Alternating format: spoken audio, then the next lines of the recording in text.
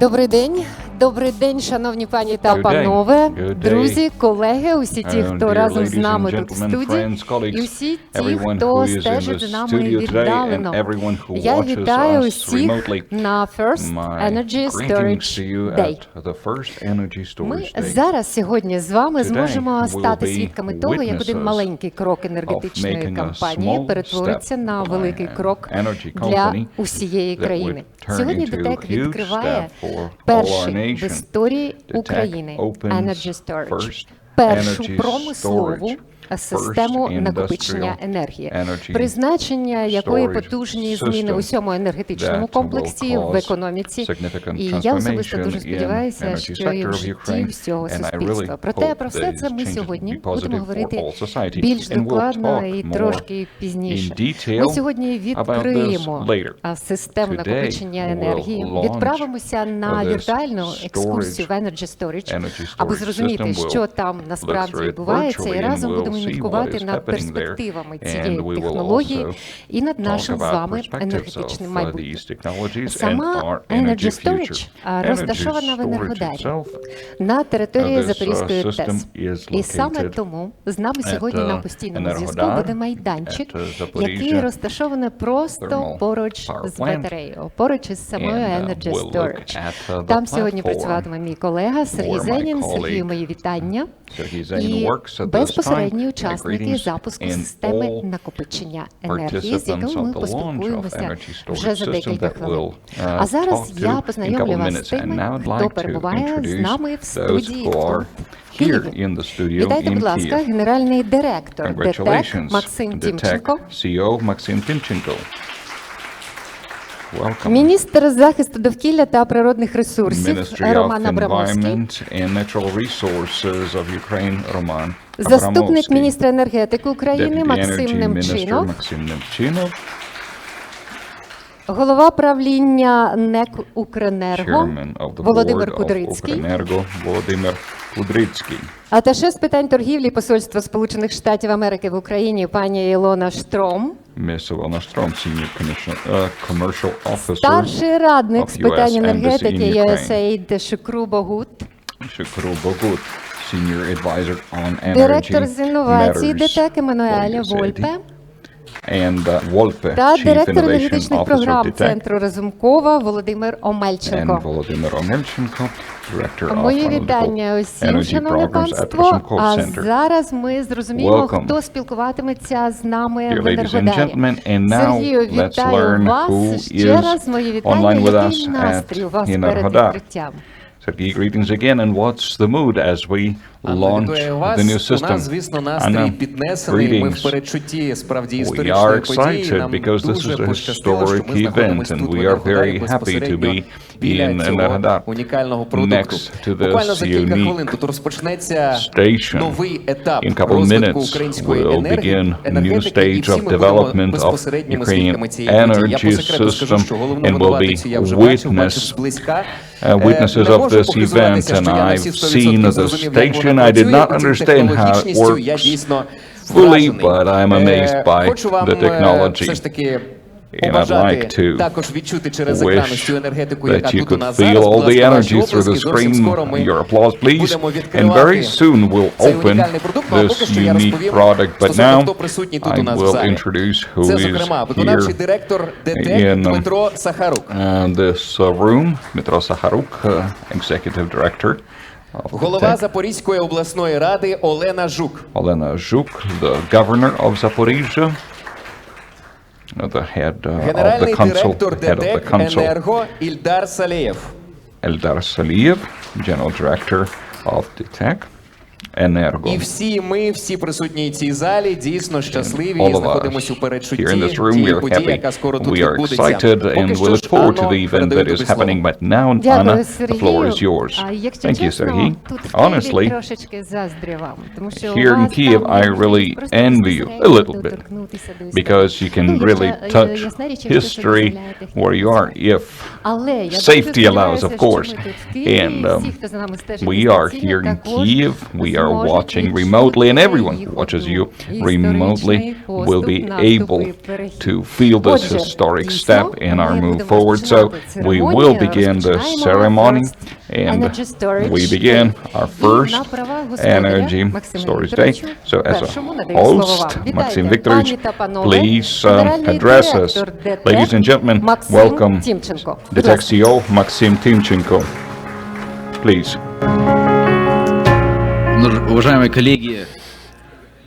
Dear colleagues, I would like to welcome you here. Thanks very much to our guests for accepting our invitation.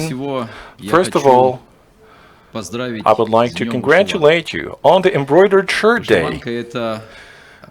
An embroidered shirt is like the Ukrainian national code, and it's quite symbolic that on this day we are somehow changing the code of our energy sector here. For decades, mankind has been looking for ways to store energy. The new technologies and countries were trying hard to actually incorporate that into their power grids. And finally, we can be proud to say Ukraine has become among the countries with the industrial energy storage systems. Somewhere more than a year ago, here in the room, with our team of innovative people and innovative thinkers at DTEK, we just seeded the first seeds, and we had the first grassroots. We've been talking a lot about storing energy in Ukraine, but somebody had to do the first step. And being one of the not only largest, but also the most active actors in this market, and in general in the whole Ukraine's energy sector, DTEK couldn't help taking this responsibility and maybe even show its courage to take the first step. So today we are launching the first in Ukraine ever industrial energy storage system. And probably one can make an analogy with the space. When Gagarin once said, one little step of a man made a big step for the mankind. Probably this pilot project that we are introducing today will be another impetus to build the new, reliable, flexible energy system in Ukraine. I have huge words of gratitude towards our partners, Honeywell and SunGrid, for having trusted us, having believed in our ideas, for having become our partners despite the pandemic, despite all the hardships that we've been surviving in the whole world. But we still did it. We've done it over a short period of time. Great thanks to our team, because this is the team of great enthusiasts and people who have believed in the future of both the team, DTEK Ukraine, and Ukraine in general. And I think it is indeed a very historic event. With this example and with this expertise and experience we will have achieved. As a result of this pilot project, we're going to open doors for other actors as well as for those, I'm convinced, who will be investing more into energy storage systems to make sure our power grid is more strong and reliable. I want to congratulate everybody once again on this event, and I think it's going to be part of the Ukraine's energy history, and it's so nice for me to realize that we've been doing this together with you. Thank you. Thank you, Maxim Viktorovich. And I really hope that this day will be registered in history, but not just for Ukrainian energy sector, but for Ukrainian environment. When we talk about energy sector, we always remember decarbonization and adaptation to new environment. So I'd like to invite Minister of Ecology and Natural Resources of Ukraine, Mr. Roman Abramovsky. The floor is yours. You know, today, not so many inspiring events fill up our schedule. It's hard to inspire or amaze environmentalists. We're always against something about dirty energy, dirty production. We are for decarbonization, and this is a case when I can say that I have great mood today because the tech company opens a new direction in energy storage systems.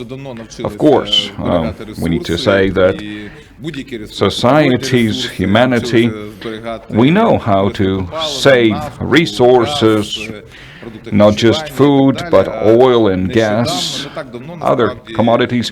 Just recently, we learned how to save electricity, how to store electric energy, and that's important because we need to have balancing capacities and smart grid systems and energy storage systems in order to promote renewable energy, and that opens larger perspectives for green energy in Ukraine that we definitely support, despite so many voices of opposition, because the payment system is not fully defined and there are years in the market, but we are environmentalists and we will support energy sources that are not related to extractive fossil fuels. You know, the Ukrainian parliament has approved and Ukraine joined Paris Accord, and we are now submitting our national input, and there is large discussion in society. We want to be ambitious in our commitments, but we don't want to take commitment that we would not be able to fulfill. And so we are looking at ambitious goals, in our opinion, but at least this goal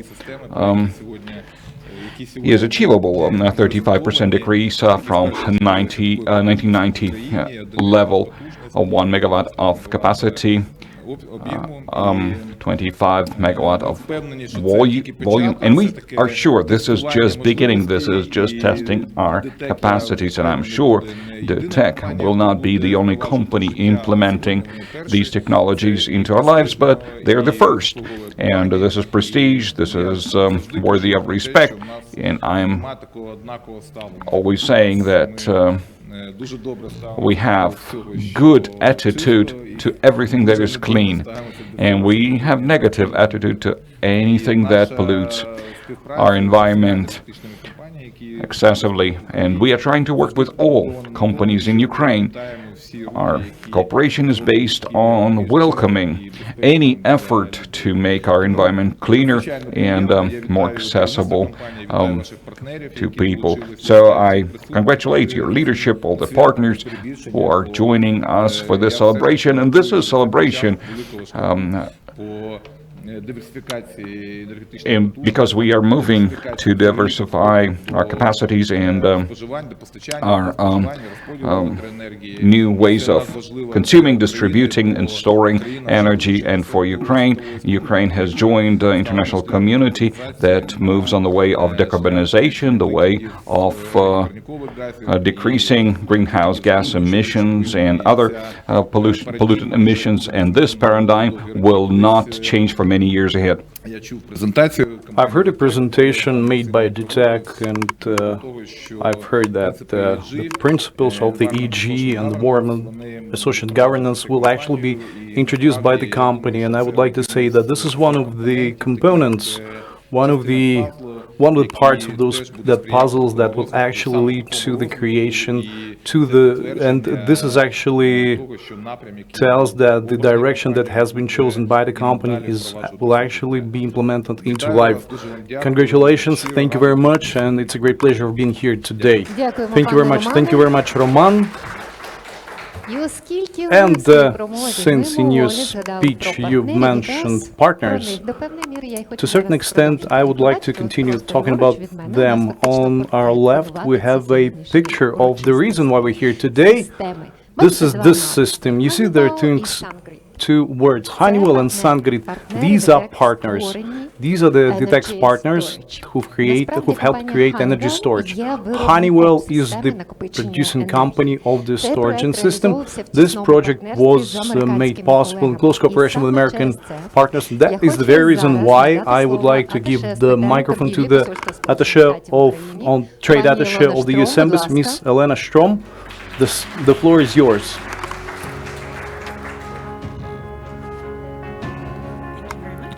I have to make this a little lower because I'm much shorter than the other speakers. Ladies and gentlemen, pleasure to be here representing the U.S. Embassy. I have a brief statement from our chargée d'affaires, Christina Queen, who unfortunately couldn't be here with us today.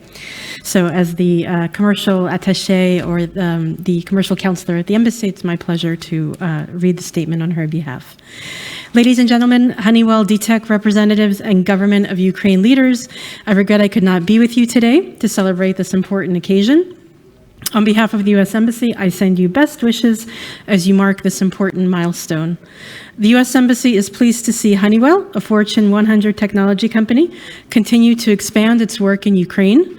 Honeywell's battery storage system and the Experian energy control system will bring tangible benefits to Ukraine and its people.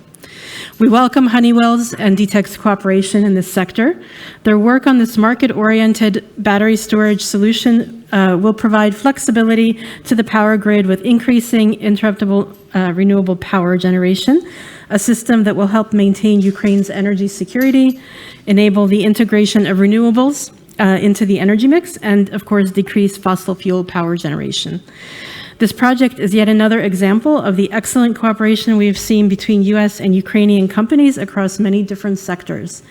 The United States is extremely proud of the U.S.-Ukraine commercial relationship, which saw a doubling of goods trade and U.S. to Ukraine exports between 2015 and 2019. This commercial relationship is built upon Ukrainian interest in benefiting from U.S. firms, which provide their customers with access to the most transparent business practices and the best know-how, technology, and services in the world. Together, this relationship will help fuel Ukraine's economic growth and bring Ukraine closer to its Euro-Atlantic future. We know that it's just the beginning of deeper and closer commercial ties.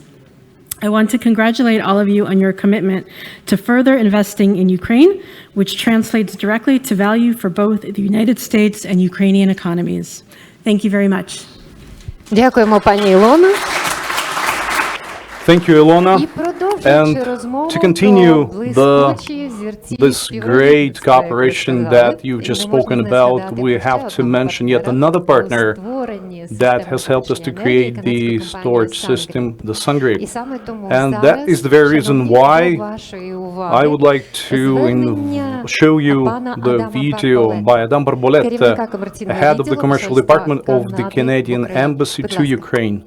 So the microphone is yours. Good afternoon. My name is Adam Barboletta. I'm the Senior Trade Commissioner at the Embassy of Canada to Ukraine. During the past few years, Ukraine has made continuous efforts to make its energy system more reliable, independent, efficient, and secure. We applaud Ukraine's progress in this respect. Indeed, Ukraine has achieved a lot in terms of diversification of its energy resources, implementation of new technologies, and policy reforms. Ukraine is no longer reliant on nuclear fuel or gas supplies from Russia. Its renewable power generation capacity exceeds 7 gigawatts. The sector has undergone a series of reforms. Making these changes to meet the requirements of the modern Ukraine has not been easy. The reforms have been difficult to develop and even harder to implement. Canada has always supported Ukraine in its efforts to improve its energy sector. We've provided advice, technology, and investment. Today, we're happy to be at this event to express our satisfaction with the new energy project, where Canadian company SunGrid Solutions has provided its expertise, equipment, and services. The project is the first of its kind in Ukraine, and we see a lot of potential for Ukraine's further cooperation with Canadian companies in this area. Canadian companies like SunGrid have a wealth of expertise, experience, and knowledge to share with Ukraine now and in the future. Congratulations to DTEK, Honeywell, and SunGrid Solutions on your successful project. You've heard to the head of the commercial department of Canadian Embassy to Ukraine, and definitely our today conversation will be centered around the transformation in the energy sector of Ukraine, first and foremost, and that is the very reason why I would like to give the microphone to the Deputy Minister of Energy of Ukraine, Mr. Nemchinov. The stand is yours. Good afternoon, dear colleagues. First and foremost, I would like to greet us with the embroidery, Vyshivanka, Ukrainian Embroidery Day. We're celebrating today. This is quite an important event. It's important that what we're celebrating today in the energy sector is actually taking place on this very important day for any Ukrainian. I would like to say that it's very hard to overestimate this event because these are the very systems that future will depend upon the frequency management in the grid and the balancing of the system and covering of the peak hours. And you know, probably this is quite an important and big problem that we're currently facing. And I would like to express my gratitude to DTEK for this quite brave and risky step that they've made, because I think that number one, this is the pilot project, the very first one, and we are expecting the results of this project. And we hope that the tech will share the information of the results with us so that we be able to help to scale up the projects of the kind. These projects, once again, are so much important to our energy sector. And risk number two, I think, and the risk that we will try to mitigate as much as we can is the risk of that there is no legislation currently for this system to function. This is a problem, we have to admit, and currently there are registered several draft laws will allow the systems of the kind be functioning within the framework of the current legislation and will allow to be developing this very important service that we're currently seeing being born. So it's a great pleasure of mine to be present here at this event, and I hope so much that the result of this work of the system will actually will be scaled up. They will have to be top quality and positive for everyone, especially taking into the consideration what Mr. Mann has said when we take a look at our obligations on decarbonizations, when we recall the obligations on the climate change that we've embraced, and these clean, ecological, friendly technologies are actually the future. So I'm welcoming everyone. Thank you, DTEK, for having risked, for not being afraid of making this first step. Thank you very much. Thank you very much, Maxim, and I hope that all these risks we will discuss in more detail all through the roundtable we'll have later today. And I do agree that these risks have got to be discussed, have got to be taken into consideration by the entire society. Now I would like to give you a chance to listen to the person who actually was in charge of this project on the Honeywell part. So, ladies and gentlemen, the CEO on renewable energy and distributed assets, Honeywell Process Solutions, Aaron Ergen. Hi everyone. Today is a very important day for DTEK and Honeywell as we celebrate the opening of the first utility-scale battery energy storage system in Ukraine. As Honeywell, we are very excited to be part of this event. Sustainability is a key focus for Honeywell, and energy storage is a very important part of it, as we see energy storage as a conduit in managing a very fast evolving distributed energy ecosystem. The demand for battery energy storage systems is increasing exponentially to enable meeting decarbonization and renewable energy targets globally. In the United States, an estimated 180 gigawatt of grid-related battery storage will come online by 2030. In Europe, the Middle East, and Africa, battery storage deployment is expected to exceed 350 gigawatt in the same time period, representing a combined investment opportunity of $225 billion. Honeywell has decades of experience in providing automation and control systems, and we see ourselves in a unique position to address today's challenges and opportunities in energy management. We provide industry-leading, fully integrated battery energy storage systems and software platform in order to maximize cost savings and revenue through smart dispatch. Our end-to-end technology and operations platform make it easier to anticipate and manage facility demand, energy generation, and power market needs in today's complex energy ecosystem. Honeywell's battery energy storage systems, software solutions, and outcome-based performance services help end users optimize their operations and revenue streams, mitigate risk, and realize significant savings over the entire life of their assets. We also continue to invest in new non-lithium-ion, long-duration battery technology as the electricity markets develop and require the need for longer duration applications. We feel very proud to be working with DTEK, who focuses on innovation and latest technologies to lead the charge in energy transition in Ukraine. You are the true trailblazers. I'm disappointed that I couldn't attend today's event in person, but I look forward to the next steps in our journey as we continue to energy storage projects. Once again, congratulations to DTEK and all of the project teams. Dear ladies and gentlemen, you've just listened to Erin Ergin, the CEO on renewable energy and distributed assets of Honeywell Process Solutions. And now we will be getting closer to the energy storage.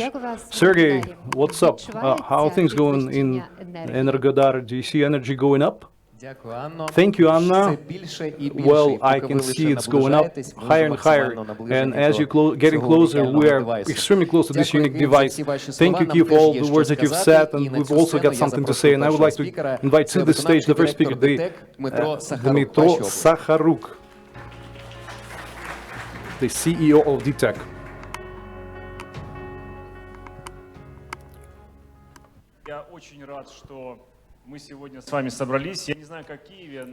I'm so glad that we've met together here. I don't know how the weather is like in Kiev, but in Energodar it's real spring that's sprung and the sun is shining. And my soul was just singing this morning because this is spring, you know, and we are opening this new season, new year, and a new spring that we begin in our energy sector here. It is so nice to realize this, and it's so important that we are doing this on a working enterprise. We're not building anything on the green field. We are only doing this in order to give the future for not only our companies, but also for the people who work here. Talking about our industrial energy storage system, I would like to discuss some of the important areas. First of all, this new system is really the future of the Ukraine's energy.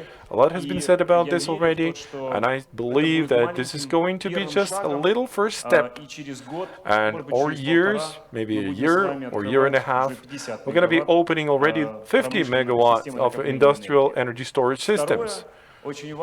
Another very important thing to say is that this technology allows building new business models in our transforming and evolving energy market. The new business models mean new opportunities for companies, for the people that work there, for the region where our company operates, for the company and for the country in general. Because the more we are building, the more business ideas we have, the more opportunities we're going to create for the people to make money, for the companies to be profitable, for the country to be successful, and I'm sure there's going to be many more opportunities to come.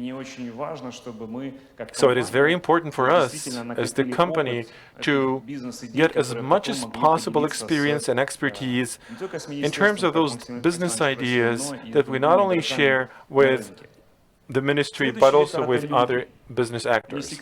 Another area is about people. It's not a secret that professions transform. Today in the world, in this renewable sector, we have around 11 million employees. In 10 years, there's going to be like 40 to 45 million. And it's very important that our employees here that are currently working at the thermal power plant to be part of this future. I really want those people that work and will be working in this project could see the next development path path for their career. We want to get new students who have just graduated, because this is going to be just a new wave of our energy development. This is going to be a very sophisticated platform for the others to learn new things. And last but not least, it's important to mention our interaction in all arms of services, so to say, because one could not implement this project only in Zaporizhzhya Power Plant by one single given company. It's very important to get support from the regulator, the ministry, local government, regional government. And I'm so much grateful to all the people who have been helping us do that and who will continuously help us in the future, because this is just the first step.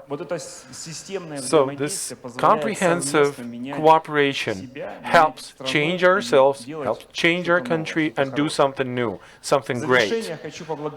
In closing, I would like to express my words of gratitude to everybody who's been involved in this project. First of all, this is our team for innovations, our DTEK Energo,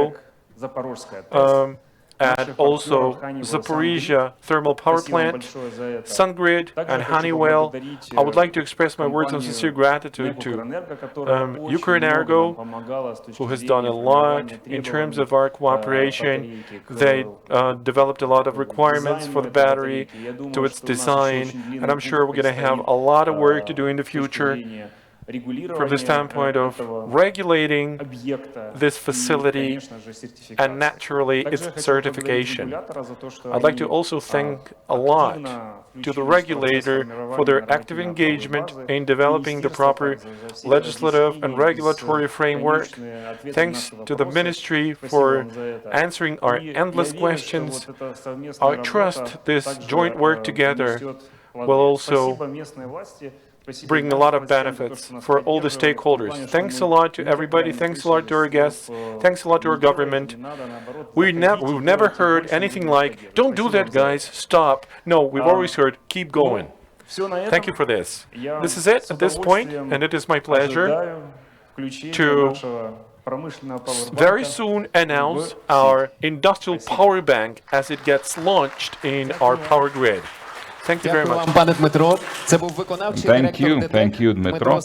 That was Dmitro Saharuk, Executive Director of DTEK Energo. Let me remind you that first Energy Storage Day happens simultaneously in Kyiv and Energodar, energy capital of Ukraine, energy heart of Ukraine. We have most powerful Zaporizhzhya thermal power plant, and we have also largest in Ukraine, Zaporizhzhya nuclear power plant, and very soon we'll have new industrial system of energy storage. Just in a couple of moments, but I'd like to invite Elena Zhuk, the head of Regional Council, to the floor.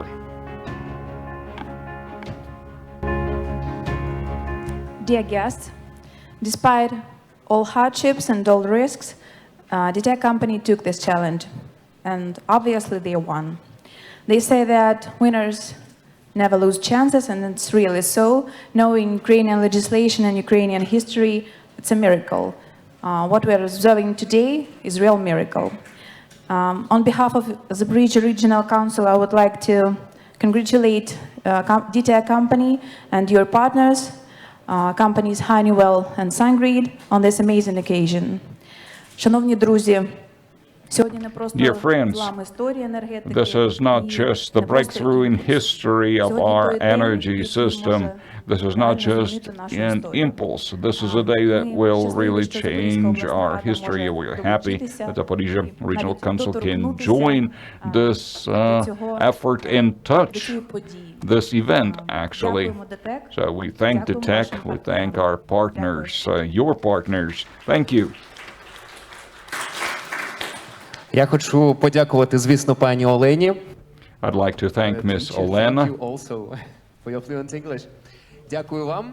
Thank you for your fluent English, and now I'd like to give the floor to Ildar Saleev, CEO of DTEK Energo. He will be responsible for generating energy that will be stored at energy storage system.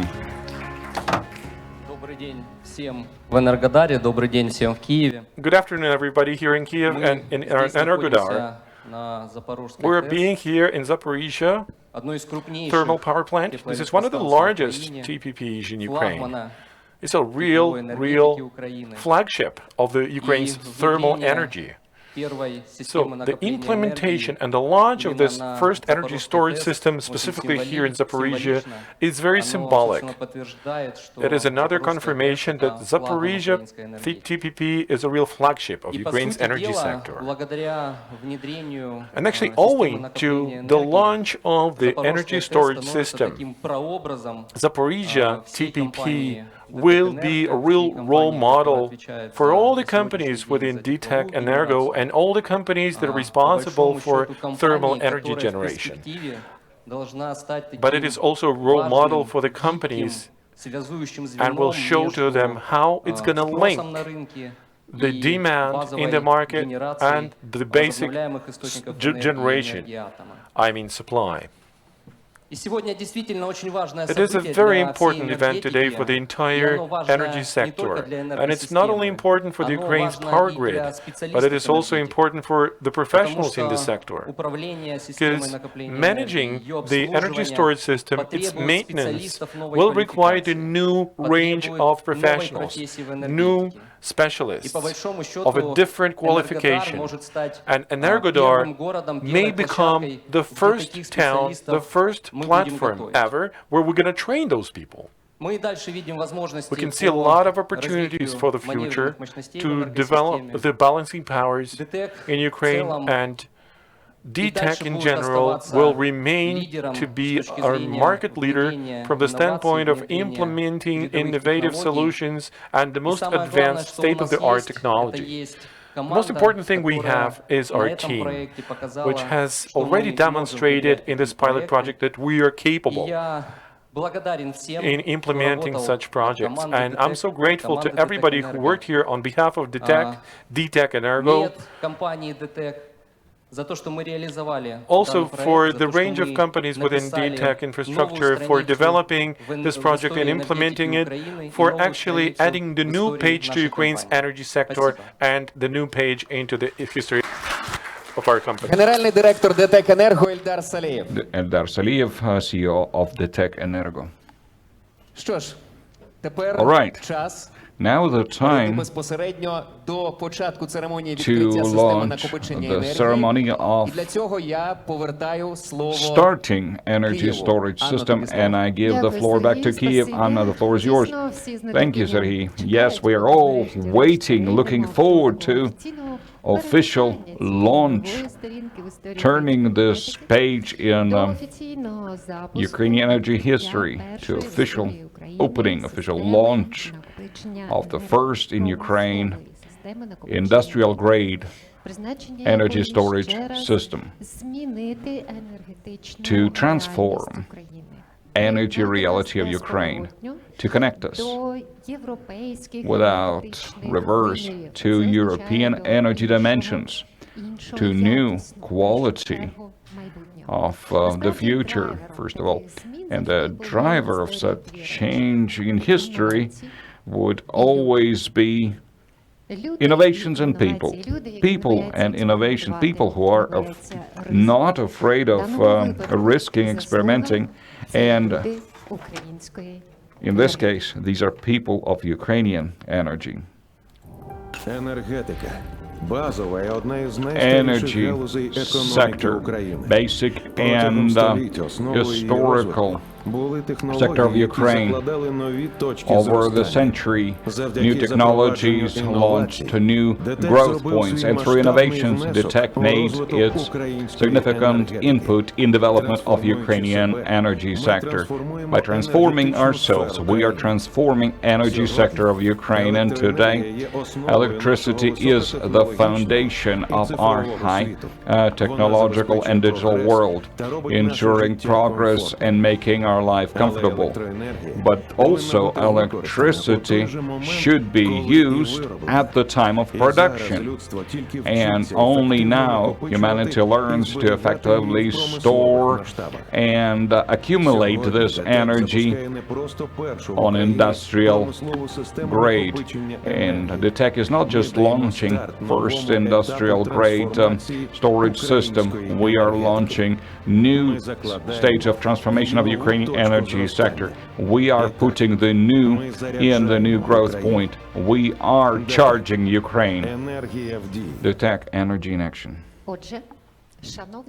So, dear ladies and gentlemen, we begin the launch of energy storage. And I invite to the stage CEO of DTEK, Maxim Timchenko, for ordering this launch. Please.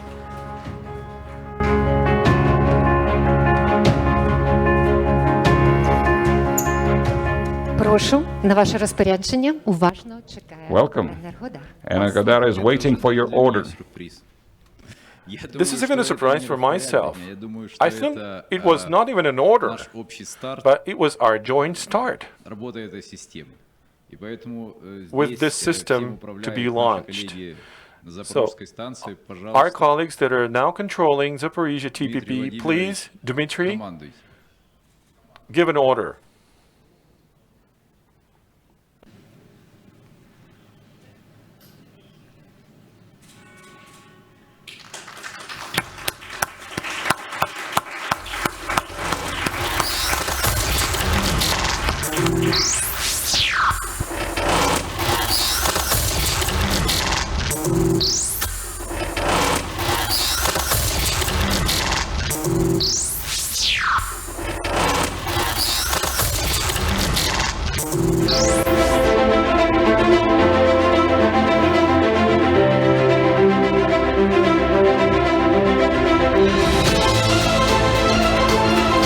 Пані та панове, Ladies and gentlemen, промислову систему накопичення енергії industrial grade energy storage system is launched officially.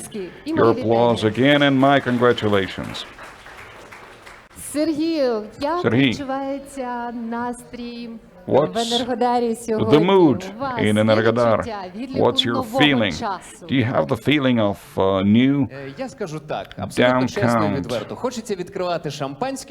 I want to open champagne sincerely, but it's too early. We need to talk about our unique gadget here. And I'd like to congratulate everyone that we have launched new industrial grade energy storage system. I told you that I've seen it from the outside. I even made a peek inside, and let's talk about this project, how it was created and how it works. So I'd like to invite Vadim Utkin to the stage. He's a leader in energy storing at the Directorate of Innovation of DTEK. He was the chief of this project, and he will lead interactive excursion through the project, so you will be able to see it in Kyiv. He will show us the inside of the container, and he will tell us what's happening inside the batteries. So, welcome, Vadim Utkin. Your applause, please.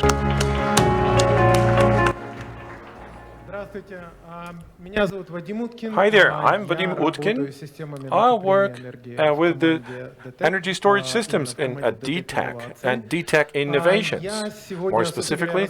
And today I'm going to tell you and show you a little bit about how this battery that is already up and running, how it actually works. And from the inside, this is our pilot project, this is our first system ever, this is our, so to say, testing field where we're going to be approbating so many different energy storage systems, the different operational modes. And the first thing that I want to start with is to make a little bit of technical presentation for you and show you how it was connected to the power grid.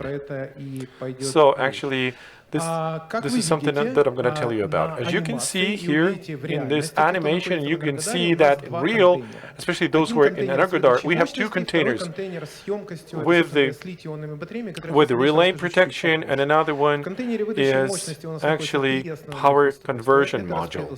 So there are different relay protection gear here. Also the transformer for 1250 kilowatt ampere. And its main objective is to provide enough conversion to the inverter. This is EPC Power. This is a renowned company in its circles. It produces inverters not only for the lithium-ion batteries and solar stations, but also for the other batteries like the lithium-iron phosphate batteries. Let us move to another container, to the main one, because that actually stores the battery itself. And I love it, because the battery actually consists of lithium-ion batteries. And there are sections that are in 2 rows, 5 items in each. Each stack is 225 kilowatt hours. So altogether we have 250 kilowatt hours, which allows to produce the power for more than 2 hours without charge. And now let's move to the inside of the lithium-ion batteries. It's very difficult to present these energy storage systems because nothing is moving inside. The only thing that's moving inside is the actually those lithium particles and lithium-ion particles that are energized and that are moving inside of those cells. I'm going to explain what's happening there. Actually, the battery looks very simply. You just have the 2 electrodes. One is cathode and another one is anode. There is a separator between them. All the structure dives into the electrolyte, and the casing can be either soft or firm. This can be either cells like we have or cylindric like with Tesla, for instance. And actually this charging and discharging process looks in the following way. As we discharge the battery, so when we have the output of power, these actually particles, cathodes and anodes, are traveling from anodes to cathodes, and when they're charging, everything's going backwards from cathode to anode. So I will stop a little bit about and tell you a little bit about each of those components. Let me start with the cathodes materials that we were using that are broadly used. And they largely use cobalt. But we are refusing from this. I don't mean in DTEK, but I mean mankind is refusing from cobalt. The deposits of cobalt are limited, and the vast majority of that, its majority, is in Congo, where there are issues related to the ethics of mining it. In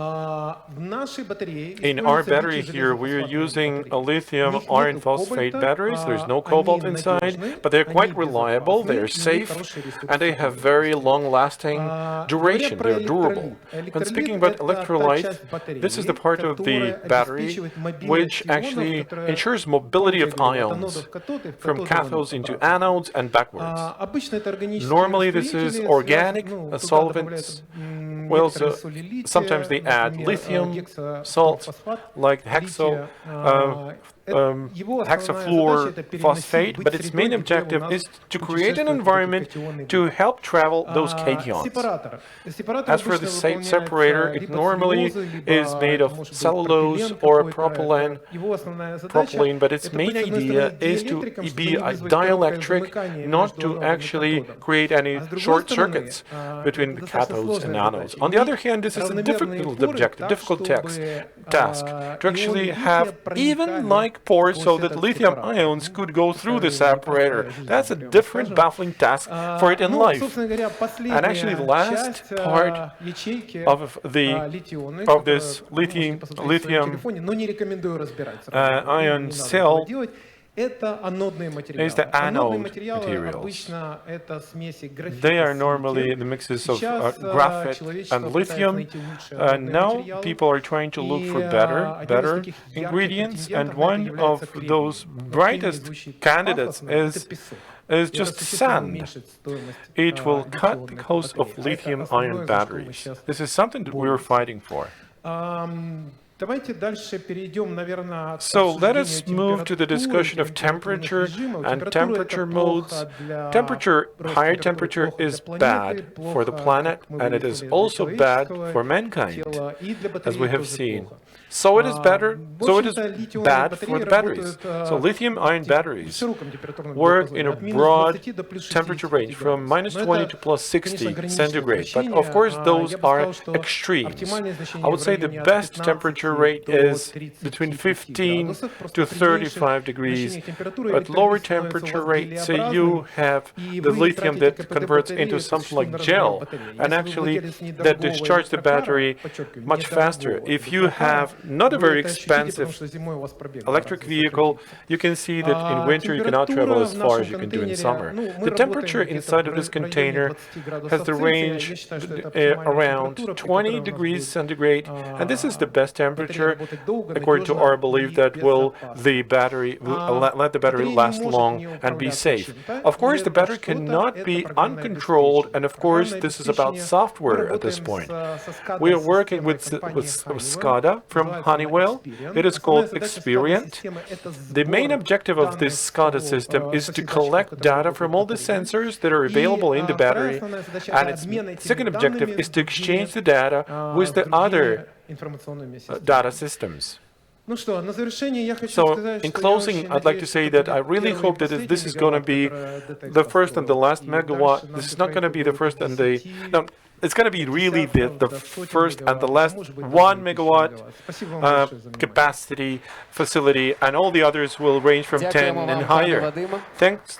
Thank you very much. Thank you very much, Vadim, and thank you very much for having merged us into this world of this modern technology and into the world of electric chemistry processes. This has been quite interesting, and I would like to invite anyone in Energodar to take their seats. And now you will have another opportunity to talk to Vadim. And with regards of Kyiv, I think you need to look for him on the Facebook to ask any questions that you may have. And I'm definite that all these questions will one day become commonplace for us, and because if at the very beginning of our meetings today I personally wanted to speak about the fact that this storage system is the future of the energy, but now once we've officially launched it, I can say that the system of the energy storing is the reality of present-day Ukraine. So everyone who is in Energodar, I would like every one of you in Energodar, please applause. Give it a round of applause to this event. Now, it's very small yet, but it starts with small steps, and then step by step you cover a big distance. So step by step, I hope Ukrainian energy system will soon, as soon as possible, get that long awaited the shape of that the future, it should be in the future, and I will speak about it on many occasions today, a little bit later, in just a couple of seconds.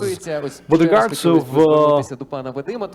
what Vadim has just said, Vadim has put a lot of effort into this project, and definitely I would like to say that now you can have some rest finally, think about something else. And I would like to, what you've said in your speech, I want the projects of the kind to come to existence in Ukraine more and more, so that you have more and more work to do. Thank you for that. And we don't have to, let's not forget about the fact that the things of the kind is our future, and actually this is the reality. And I would like to say that a lot of steps have got to be done, and these steps once accumulated, they will lead us to our goal. We've already made some steps, and we will have some steps just in just a matter of seconds when we return the floor to Kiev and when we start the round table, during which some important issues will be raised, and I hope those will be those initial steps that will help us to get to the destination, to get to the shape that will satisfy everyone, the energy people and the ecologists who will also be present in Kiev, and the consumers as well. The energy system is changing. The energy storage system is something that we already have. Soon we will forget about the rule that electricity should be consumed once it's produced. No, this will not be correct anymore. We will be able to store it in great volume, and soon we will be able to do it in big quantities. Now, these are small steps that we're currently making, but step by step, we will cover the road all the way to the destination, which is the Ukrainian energy independence. So, in just a matter of seconds, we will continue this meeting of ours, discussion. Our colleagues are getting ready. People in Energodar are ready. How are you? How are you feeling? Great. Now, yet another important thing that I would like to draw attention at is that when I was taking a look at this machine,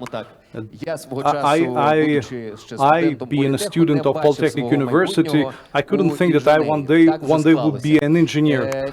But when you see these innovations, I talk to young people who are currently attending university, major in engineering, and they say that they're much more interested in working in this field, in this sphere, because things are changing rapidly now, and we have some unique and unpredictable and before steps. And this work is not difficult. This work is a lot of fun, and I would like to use this job of being an engineer gets prestigious. We currently witness that some things that you would like to be writing on Instagram come to existence, and I'm definitely those who are here on Instagram. Once this event is over, you can do it right now. So although I've asked you to switch your phones to airplane mode, you can actually start sharing the information of what you've seen in your social networks, so that as many people as possible get to know what has happened today. Today is a very important historic event that's been made in the history of Ukrainian energy. Let me repeat what I've said. Earlier, we had to consume the electricity once it's produced, but now we can actually store it, not in power banks that I hope every one of you have got, but in these big, using these big units. And there are some important issues still to be discussed, and I would like to give the floor back to Anna. Thank you, Sergey. Thank you very much. And we will definitely start the discussion, the round table. But before, let me from Kiev express my gratitude to Vadim Utkin, because I finally understood how come that he is called the father of the battery. This is the first time that I've seen somebody talking about battery with such tenderness. Thank you very much for this exclusive interactive story and the field trip to the site. Yes, we'll definitely continue discussing, and we will discuss what is happening today. This is the first step, but what this first step will actually mean, what the future holds in store for us when we talk about this very technology. Are we capable of transforming of energy in Ukraine, or will it be successful or just an isolated experiment? Speaking about the reliable energy system, about the world experience and the future of the energy storage in Ukraine, this is what we will be discussing all through our round table.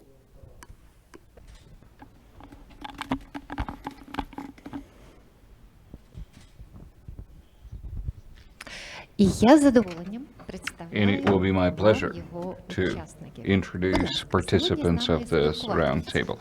Today we have Maxim Timchenko, CEO of DTEK.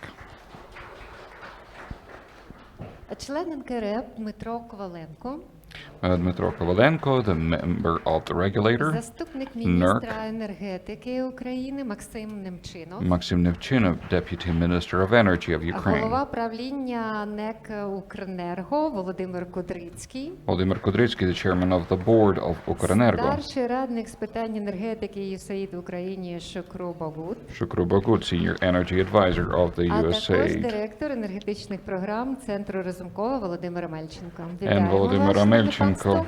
Director of Також до Energy нас Programs може of Razumkov Center. приєднатися Дмитро Welcome, Сахарук, gentlemen, and виконавчий we'll директор have ДТЕК, Dmytro який зараз Sakharov, в Енергодарі. Executive Вже Director бачили ви of сьогодні його звернення і DTEK запуск.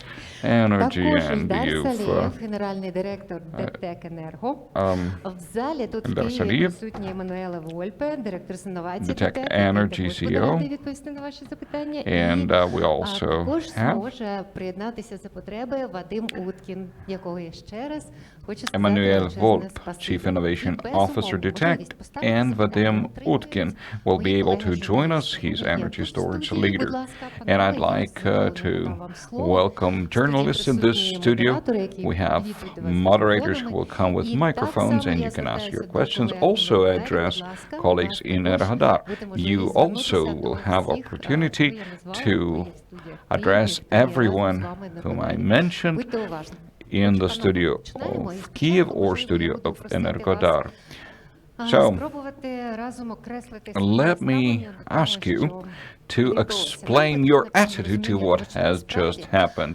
We need to Ми have з вами understanding побачили матеріалізовану частину абсолютно іншої because системи we've seen енергетики. implementation На of сьогодні поки new що, value далеко system. від більшості Of українців. course, Це this насправді, value system як мало is знайомі remote іноземну for мову, many в принципі, дещо Ukrainians. розумієш, It's just like a але не до foreign кінця language. You understand усвідомлюєш, some що things, з тобою but you розмовляють. don't Тобто, have іначе історія, any що clue of цей what час, they're який saying. хто вільно розмовляє Energy про storage літак, is перезву подорожі на Марс, in the lingo of усвідомлене those who travel спілкування, to це Mars визнак іншого and виміру. at least Скажіть, будь ласка, flying to space. That's a в нас different це dimension for us. залишиться експериментом, How about чи ми всерйоз our будемо country? говорити Will про this remain an масштабування experiment цього or досвіду? will we scale Що this відповідно experience для up? цього потрібно? And Давайте what is це, можливо, needed for перше this? загальне питання. So this would Максим be Вікторович, first починайте, будь general ласка. question, and В першу Maxim чергу, Viktorovich, you це can до вас, start. до ТЕКу, That's a який question to ризикнув це you, зробити. to DTEC. You have risked doing this. And thank you very much. Thank you for this question. It's indeed very important. Indeed, this event is important today. In December last year, we developed our long-term strategy for the company. We had dreamed a little bit and decided to discuss what kind of company we want to see in DTEC. We were saying that we have large-scale transformation going on. We become more environment-friendly, more technologically advanced, and cleaner business. And this green project is part of our transformation. I'm sure this is not just a one-day experiment, and it's going to just wrap up in the same volume and same scale. I believe that undoubtedly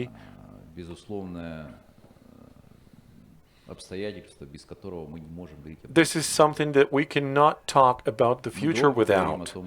We speak loudly that we are transitioning to renewable energy sources, being a renewable company as well.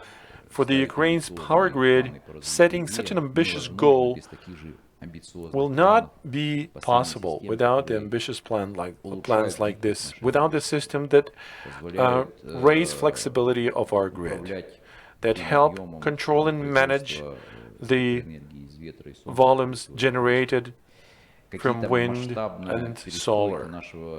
This is a large-scale transformation of our energy share. But it will not be possible without, of course, the balancing capacity. We had an internal discussion in the company regarding how much capabilities we need to build in Ukraine. All that, on the one hand, would be quite advanced and economically feasible. It was our actually decision to test the technology that we have introduced today. Of course, my colleagues from Ukrenergo will tell you more about the requirements and demands in the markets, but today we're talking about 1 megawatt only, but the demand is in hundreds and hundreds of megawatts. This is another frontier that we would like to reach out to, but for this, we need to set the conditions right. Technically, I believe this pilot project will help us test this technology and all the parameters there too, and I fully rely on our Ukrenergo colleagues here. The third point is regulatory and economic. Those require very serious attention and work together. It is so nice that our colleagues from the regulator and the ministry are here with us, because we truly rely on your support and assistance to make sure the regulatory framework is there. Because having this system today, having this facility, we're not quite in line with the regulatory framework, which is defined by two actors, the generators and the consumers, but we are somewhere in the middle. So we need to make sure we create a proper level playing field for everybody. From the economic standpoint, this is about creating the new market segment, the segment that is ready to accept these services and pay fair price, which is purely market-based. Of course, this is a subsidized project today. We have invested the money without ultimately understanding the financial output this project can yield, and that's why it is called a pilot project. But I believe that through creating a proper regulatory framework and through developing this business case around the pilot project, we will be able to find the proper and right balance both in the regulatory field and economics of this project that will help us build new projects of this nature and scale them up. I want to repeat it once again that we are fully open and transparent for our partners and colleagues. We cannot see any competition here, and we don't want to leave this project as a pilot one only. These are just the first steps that we've taken for not only the future of DTEK and DTEK Energo, but this is our contribution to the future of the energy grid that will grow together with us. From the standpoint of...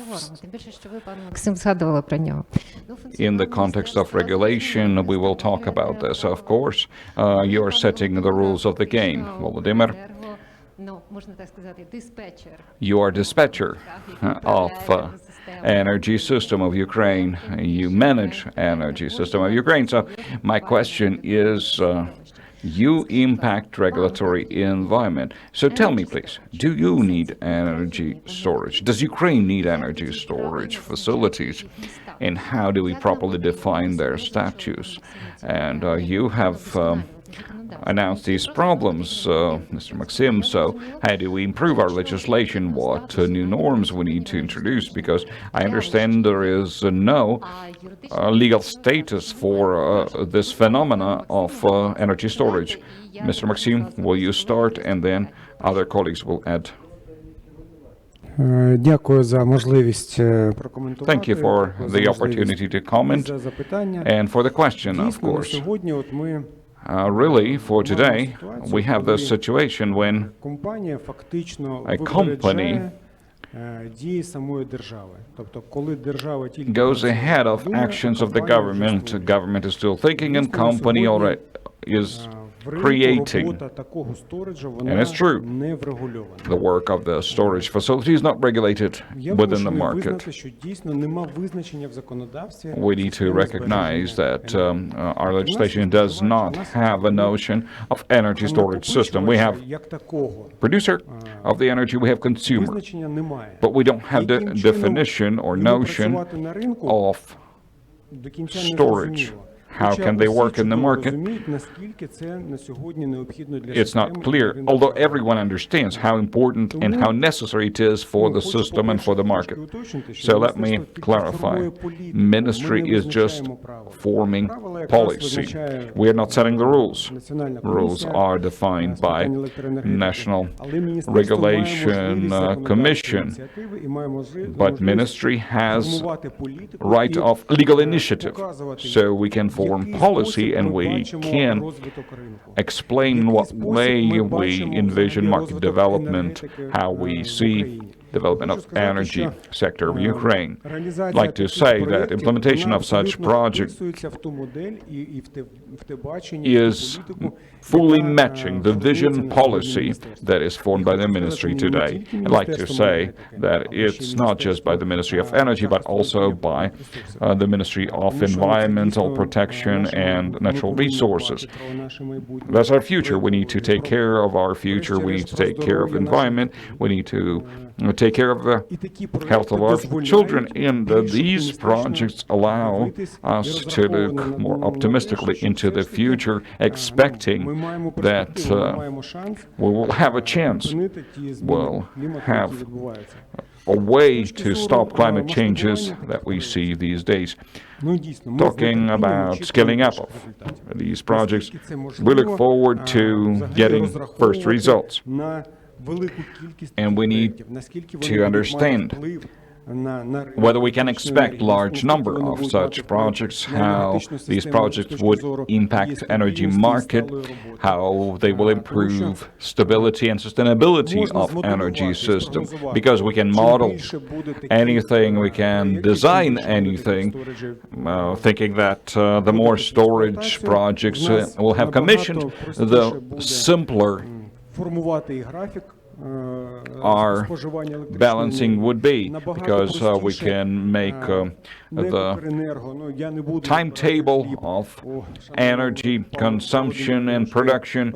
I will not take words out of my colleagues from Ukrenergo mouth, and he will explain how useful this storage is for this system. I'm actually amazed that Ukrenergo was not the first company to launch, but Mr. Volodymyr, you need these stories. I understand that it's part of the needs of Ukrenergo within the structure. So please, thank you. We're not talking about the needs of Ukrenergo when we talk about whether we need such energy storage facilities. When I was coming here, I was trying to compare this transformation of energy sector and how it can impact world energy system. How can I explain the potential that is included into energy storage, not to have to monitor every moment that generation will match the consumption? And I looked at the telephone and I saw the analogy. Just imagine when we used to call each other on analog phones and then we switch to cell phones. What huge additional capacities were opened for all the users. Telephone as means of communication became a gadget that merged with personality of a person. We opened new horizons of consumption that we could not imagine before. First, telephone was made into mobile phone, and then it was turned into digital device. Same thing in energy sector. The logic of technological development does not ask us whether we will build energy storage systems. The competition between companies and governments is about who will first understand and who will first implement. And those companies, corporations who understand this first will own the technologies, competencies, strategies and experiences. So, for the energy system today, we understand that Ukraine energy sector is overloaded with basic capacities, and it's very difficult for us to balance the system out when we have more and more renewables within the mix, and we have large share of basic nuclear generation, and we need to have this storage system for balancing. And of course, this kind of energy storage is the fastest type of balancing model. So we tried to provide all our technical expertise and facilitation to help build this first energy storage facility. Although we're much aware that currently in Ukraine, sooner or later, this boom will happen in the field of energy storage. New maneuvering facility will be built up. The very logics of the development of energy system demands of it. And we, those who are present here today, we've got to make everything possible so that within the state there be created the respective incentives, and at the same time we have to be aware that all these transformation of the energy sector has got to lead us not only to the decarbonization but also to the reduction of the cost of the energy mix, that's the kilowatt hour that we consume. So that's why we've got to, this is not just a task, but we have to find these regulatory framework, the incentives that will eventually take us to the fact that it will be economically feasible to invest into the storage system. As far as I know, energy storage is actively used, has been actively used in the United States, in Europe, in Australia. We are at the very beginning, and with the help of the DTEK, this long way. Can you tell in more details what can you do, what the regulatory environment should be?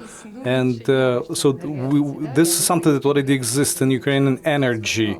So the Ukrainian energy has already been modified. Dmitry, I'm talking to you.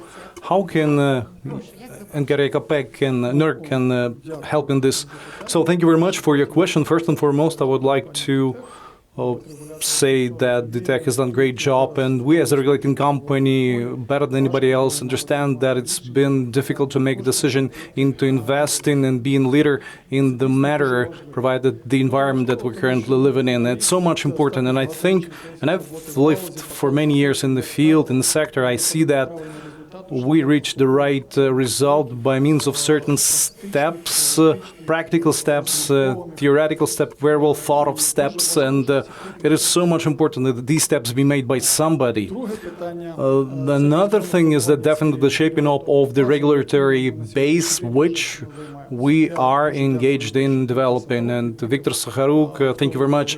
Thank you for saying that we, the regulating entity, participate in this. And over the recent period of time, not only we've been preparing and we've been stimulating the implementation of the normative base for the objects of the kind to be able to be functioning, so that as many investors as possible could actually, and the market participants could be proactive in this regard, in this field. And I would like to say that this is the synergy times, because on the 15th of the month, the 15th of May, a law came into force on the certification of which, by joint effort, we have defined the notion of the system of energy storing, and we, within our entity and with other market participants, we discussed how this small step can be scaled up, or how can it be used to legally get additional income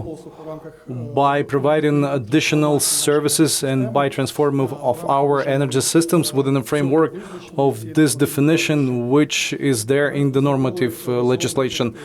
And by means of our joint effort with DTEK, and they've been quite active in our working groups, because DTEK are the ones that so much interested in shaping up of the right legal basis And we've modified our legislation a lot. We've prepared some internal documents.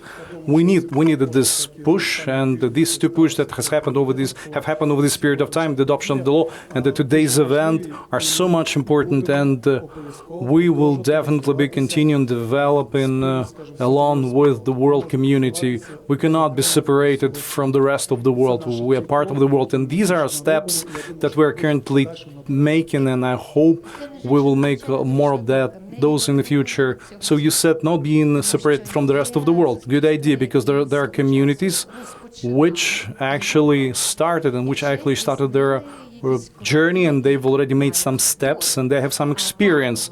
Mr. Bagut, I would like to ask you to join. You've been viewing what there's going on in Ukrainian energy for many years, and probably know very well the world experience. So tell us, how has this energy landscape changed, and energy storages, how do they impact the energy landscape? Thank you.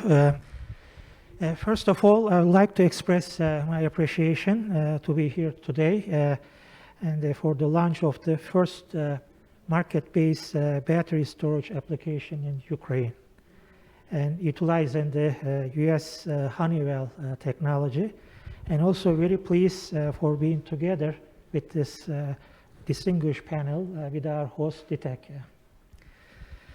And this also happens to be my first in-person event for almost more than a year.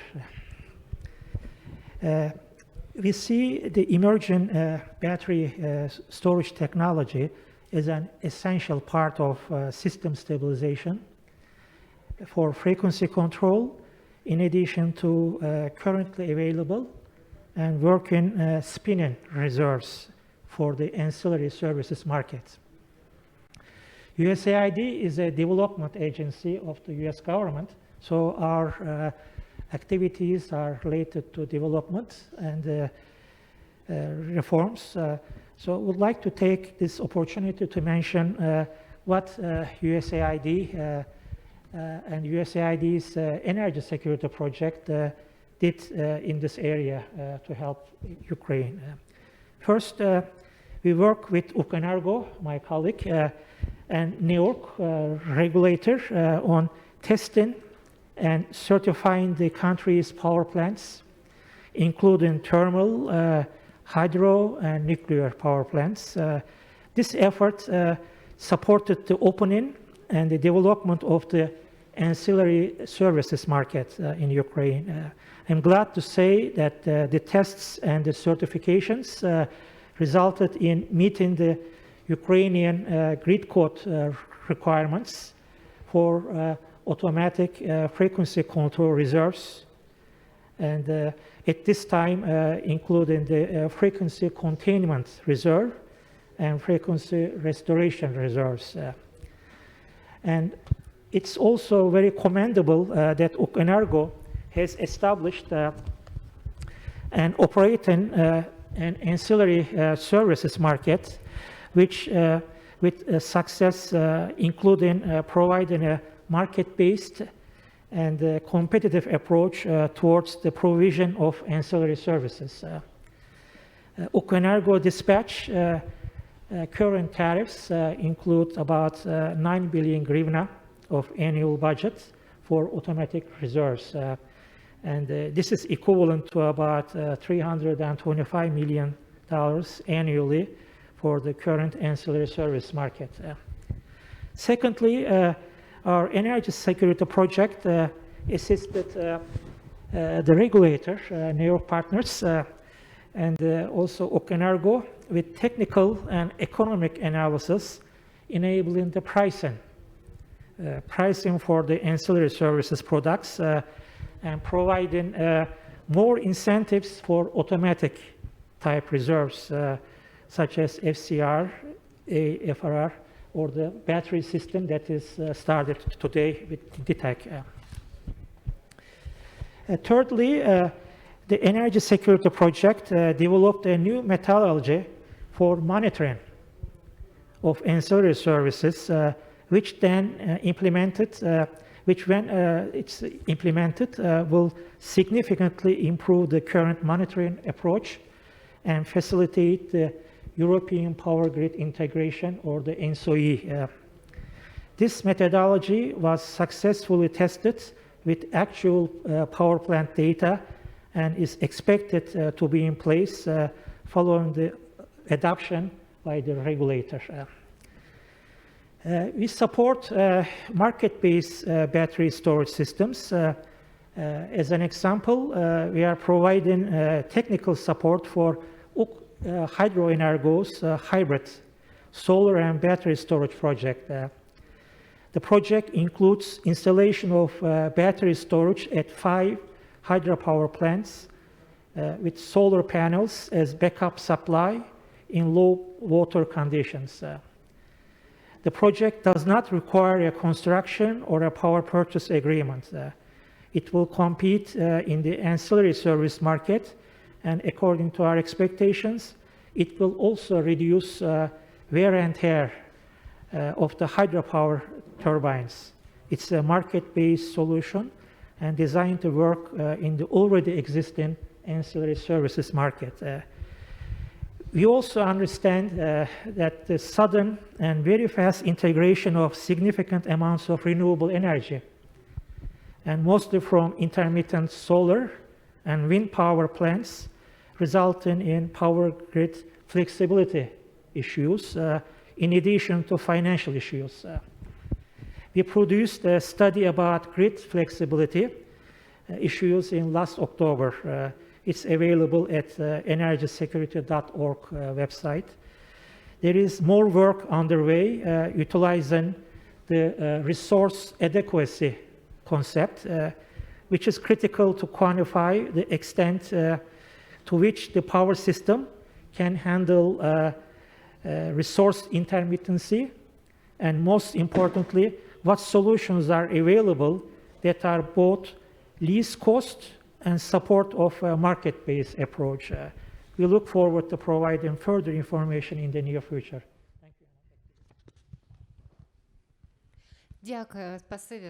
Thank you very much, Shukru. I would like to ask Volodymyr Menchenko to join to our dialogue, and with the expert idea and point of view. We've been discussing the decarbonization issues. We've been discussing about the humankind's adjusting to new conditions. Just give us the main motto, and then we'll start discussing it step by step.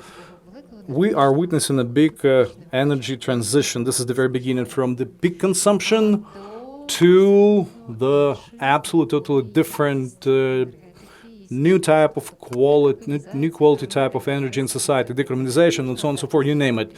Can we say that? Is that there's a great transition, or, well, it all depends on us, on you, on me, on everybody else, because this is just an initial step, and this is just a dream that is actually coming true.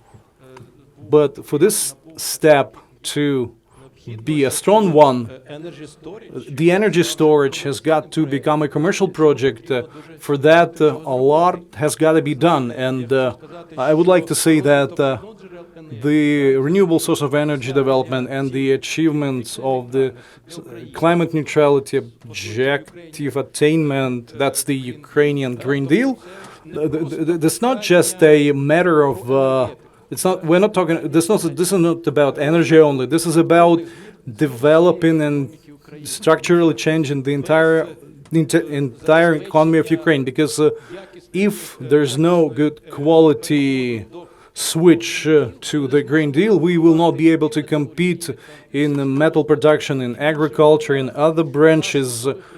I'm talking about the world markets and our produce. And you know that there's a mechanism, and the CBAM mechanism will be introduced. And in this regard, the energy storage, I think, will play a key role, because as of now, you know very well that the renewable sources of energy have gotten to the limit in the Ukrainian system. They cannot develop any more, and Ukrenergo all the time limit those renewable sources of energy. Mr. Khmelnytsky may back my idea, because our system has been created so that we have a great nuclear energy occupies a great share, more than 50%, and developing of the renewable sources of energy, there's a lack of maneuverability, and without energy storage, it's not possible to say that these objectives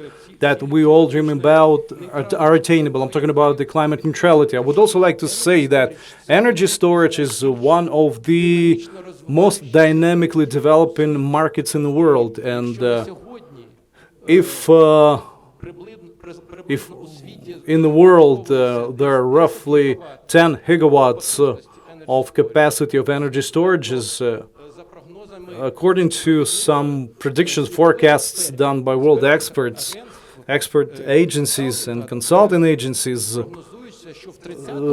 by 2030 this figure will go up to about will cross the point of 1,000 gigawatts. You see that there's going to be increased 100 times, and especially the United States of America has put a lot, and the People's Republic of China put a lot into it. Ukraine should not lag behind. And with regards to the legislation, the legislation needs to support all our intentions and desires, and we need to develop our law and implement it. But that would not be enough, because for today we have some serious distortions in the market itself. We see that even traditional generation cannot survive in the conditions when the market model is not perfect. So we need to have comprehensive efforts to improve existing market model, but also to create incentives so that energy storage would turn from dream into real commercial projects, to develop powerfully, to allow Ukraine to join this club of European countries that would reach climate neutrality goal. I know that the DTEK company has set quite ambitious goal. Ukraine wants to reach climate neutrality by 2060, and DTEK took this goal of climate neutrality by 2040. So, my best wishes to you as a company to reach this goal, and so that other companies, other sectors would join in, follow DTEK, and try to reach these indicators that DTEK sets as objective. But it's not easy, and we need more than one company or two companies. We need full support from the government, our regulator, the NERC, as well as our legislator and cabinet of ministers. That's our common goal. Let's explain why these goals are not so common. There was a boy in Australia who wanted to build batteries. So can we equalize energy storage and energy security of our nation? So does energy storage help our energy security as a nation? Is it too simplistic of an explanation? Well, you can put equality sign there, because without energy storage we cannot ensure maneuverability, and we cannot integrate into E without energy storage facilities. Could you explain more, please? Well, I already gave the analogy in transformation of the phone and then further transformation of this device. Energy storage is transition from traditional energy system to future energy system. First inventors who created mobile phones, they could not even imagine all future uses of the cell phone. And honestly, that's true for us. We can only see part of the potential that energy system has if it does not have to equalize consumption and generation at every moment. Energy storage is a key to effective transformation of our energy sector. You might have heard opinions of some futurologists that future money would be energy. Everything will depend on larger or smaller energy volumes. So these systems bring us closer to this fantastic future. And this event today is important. This is our first step towards this kind of transformation. And let me repeat myself, this transformation will happen whether we want it or not. Our task is to catch the trend and immerse ourselves into it so that we could be among leaders and not just lagging behind. So, energy storage trend remains. But I have another question, energy storage and European integration. You already mentioned that each European country works together very flexibly, although they each have their own legislation. So how can we be transformed here? And our desire to join European Union, how can be improved by enhanced energy storage? Let me start. Our company is responsible for integration because energy system operator synchronizes energy system. And so in 2023, we'll be integrated with Europe energetically. We'll be integrated into NSOE, but then how will we live after the synchronization if our system has additional flexibility? It would mean that overall we'll have larger potential of merging Ukrainian system into European system. We'll be able to produce more electricity and export more electricity. That would mean that we'd be capable to provide more flexible consumption schedule for Ukrainian consumers, and that will make our economy more competitive. So the question of energy storage is not just a question of synchronization, it's a question of life after synchronization. And here, of course, this technology and this type of market activity, that's decisive effort. Mr. Maxim, could you comment as representative of the ministry? I'll start with energy security. Energy storage is a component of energy security. It's a part that will strengthen energy security overall.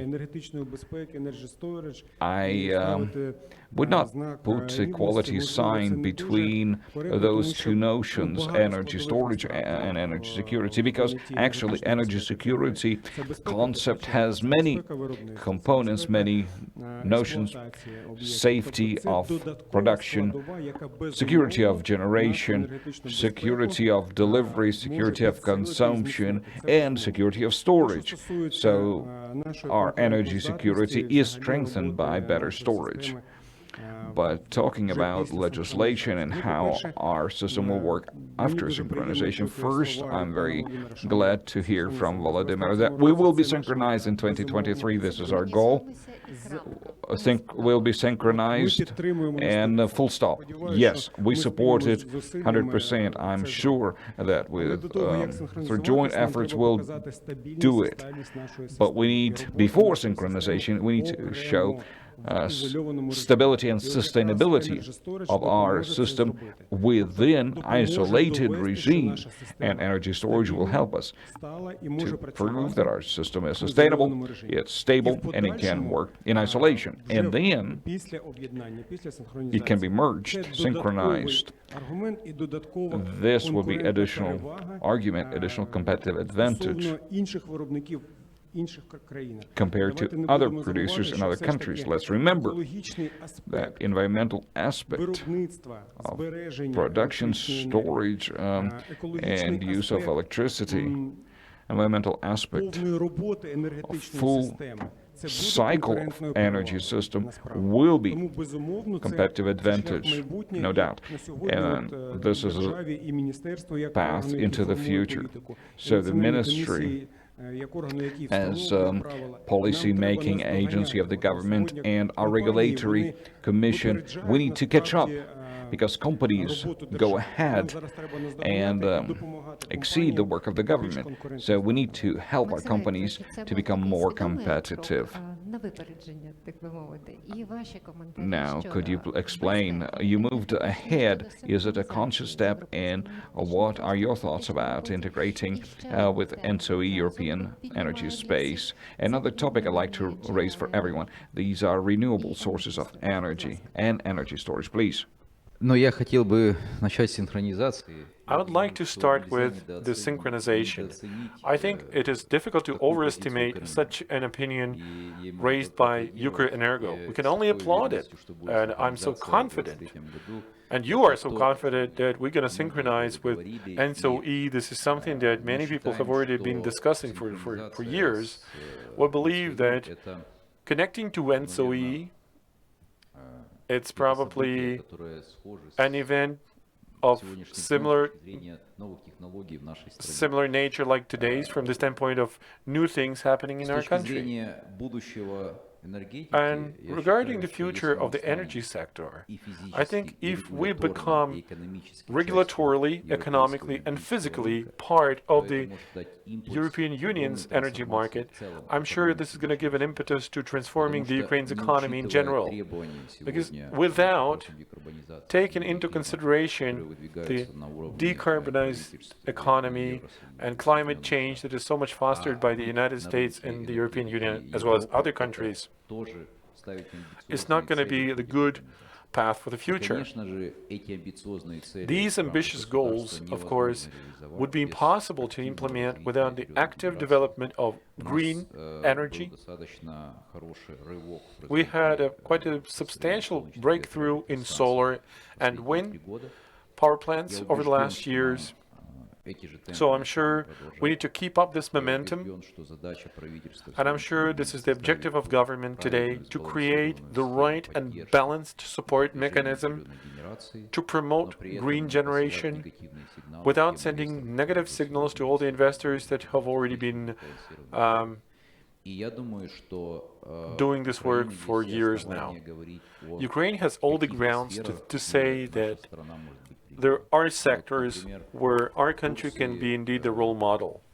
For instance, in March, they launched the first energy storage system in Turkey, which is twice smaller than the one in Ukraine. In Lithuania, they just think about a pilot project of this nature, and we are much more advanced from this standpoint versus the other countries. Given the natural and human resources our country has, Ukraine can definitely become a leader of the decarbonization process in Eastern Europe with the technology that we have acquired and with the experience that we've had, plus having the energy storage system. We can scale it up in the years to come. I think all these are examples that Ukraine needs to take lead in such global processes that are going on, like decarbonized economy, clean energy, innovative technology that we're trying to incorporate. So it is nice for us to be one of the innovators and leaders of this process. I definitely hope that the regulatory environment and the frameworks will be built the way that over a year we're going to announce another commissioning of the 50 megawatts. Because we started our solar generation with 50 megawatts, and now we have 250. So now we want to make sure that ourselves and the other market players to be speaking very soon about dozens of encouragement of this. There are some aspects, and we'll continue, but there are some questions I'd like to raise. But first, before I move to decentralization, that could be enhanced by energy storage. All consumers, including households in this future market, will be affected by this innovation. I'd like to talk about the battery, and I'd like to invite Emanuele Volpe. I'd like to address you personally, sir. Why is this choice? And can we compare energy storage and the structure of streaming system? Why this capacity? Why lithium-ion? What were the ideas of the company? I am from Italy, and at 8 o'clock you need to be in front of the TV. Otherwise, you could miss cartoons. What does it mean? That the energy business has been living within this paradigm for several years, that you need to generate, you need to use. That's all. If you need more, you need to generate more. Thanks to battery storage technology, that it's innovation, and please let me remind that innovation can destroy completely business, but can open doors to new business models. Now we can use energy when it is not generated. And the parallel with the TV is 100% right. Basically, energy storage is like streaming. We need power, we switch on, and we get. I will not turn, I mean, a lot have been said today about technologies. Why lithium-ion? Since basically within the electrochemical technology is the most wide use all around the world. It is the most proven. So again, within innovation, there is no, need to reinvent the wheel. However, there is the interest to find new business model that we could apply here. Of course, in the world, there are already a lot of megawatts installed. We heard about the States that is already within the 100 megawatt club. Why 50 megawatt? Maybe could be Ukrainian next one. We are talking about Europe, so Great Britain, Germany, France. Most interesting, in those countries, it is not only generating companies that are providing the service, but there are also distributing companies, and never forget prosumers, that are the next generation, wave that could disrupt our companies.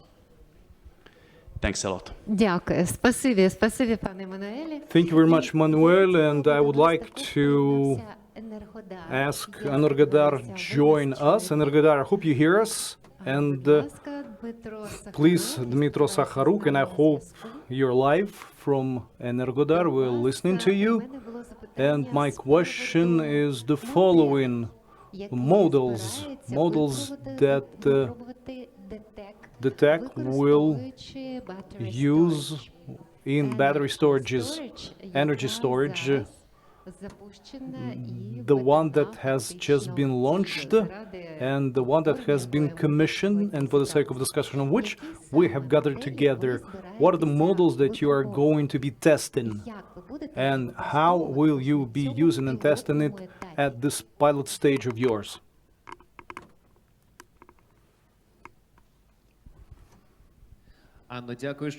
Thank you, Anna, for giving us the floor. Thank you for the question that you've made. I think that Dmitro will answer to your question.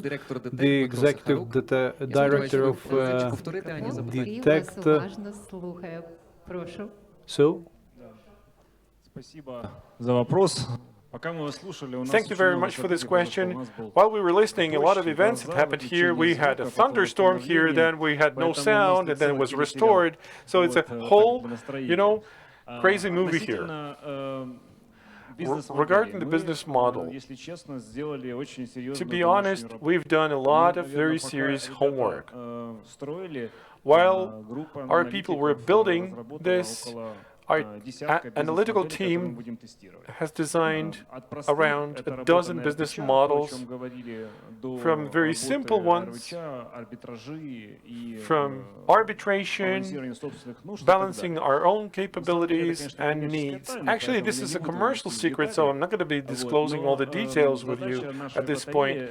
But the objective of this battery is that we can test those dozens of business models, and the key segments will be the ancillary services and the balancing market. We're going to be looking at the opportunities that the today's power grid offers us and that regulatory environment where we operate. Thanks very much to Vladimir for a very great idea, because we were just talking about creating an energy bank.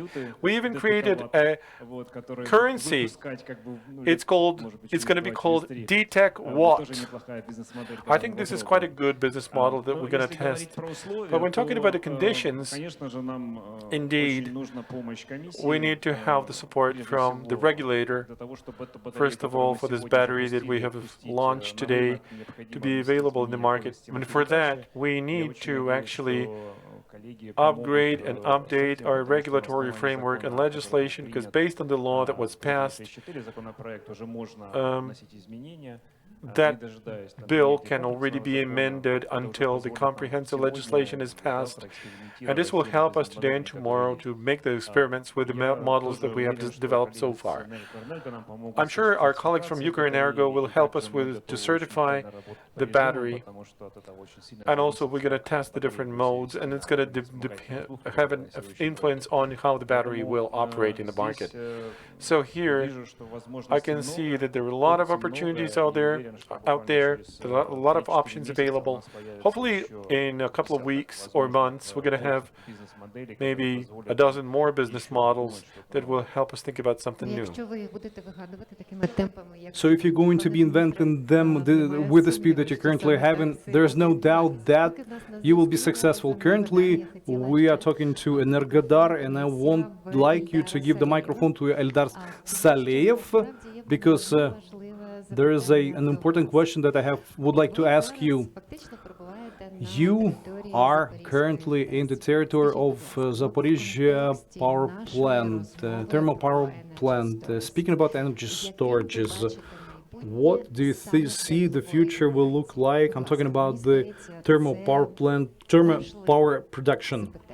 I think this is quite an important question and answer. Thank you, Anna. You know, I would probably use thermal generation much less, but instead I would say balancing generation. So today we have guests and journalists in the power plant. They were making a tour around the power plant, and this is quite a sophisticated facility that already has sufficient infrastructure to be able to further develop this balancing capabilities. The implementation of energy storage is another step to raise the balancing capacity of our TPPs. So taking steps of this nature, our power plants can be real energy hubs that will deliver the broadest range of services possible, from minute-to-minute balancing to even bearing the reserves for the possible peak loads, especially on a seasonal basis. Thank you very much. I've been waiting for the continuation, but well, thank you very much for your answering. And I think that everyone, all the team members have heard. Now we are going to drop the thermo generation maneuver generation of DTEK. Thank you very much. Maneuverability. This is what I would like to ask about. Speaking about the decentralization, Does this mean that since there's an energy storage on the market, does this mean that the energy system will become more flexible and more decentralized? What is your take on that? Volodymyr, the floor is yours.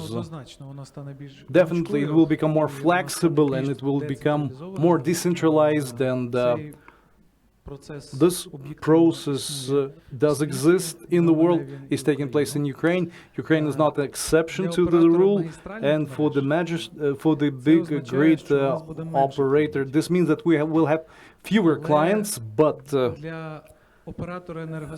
for the energy system operator, this means that we've got to understand, grasp this trend, digest it, and do everything possible so that this transformation is smooth and the most efficient for the consumer.